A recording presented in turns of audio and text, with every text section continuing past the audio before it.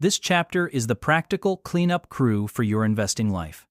Phil Town assumes by now you have found at least one business that fits the 4M test. It has meaning to you, a durable moat, trustworthy management, and a margin of safety. Before you actually put money to work, however, there are 5 common barriers that will wreck a sound plan if you ignore them. The chapter walks through each one and gives sensible, usable rules to remove them. First barrier: bad debt. Bad debt is the kind you pay high interest on for things that do not create income or appreciate. Credit cards, many consumer loans, impulse purchases. If you are paying, say, 18% interest on credit cards while expecting to earn only 15% on investments, you are compounding your way backwards. The top priority is to eliminate that kind of debt. Town does allow for good debt, borrowing at a low rate to deploy into investments you trust, but he gives 3 strict conditions before using leverage. You must be experienced. The interest rate should be less than 1/3 of your expected return, and the debt should be small enough you can pay it off within a year from your savings.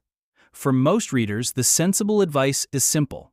Get rid of bad debt first, then learn and practice investing. Second barrier: taxes.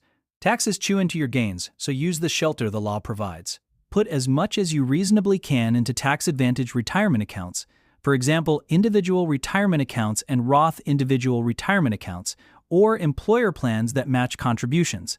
A Roth individual retirement account is a particularly powerful choice because you pay tax up front and then the money grows tax-free forever.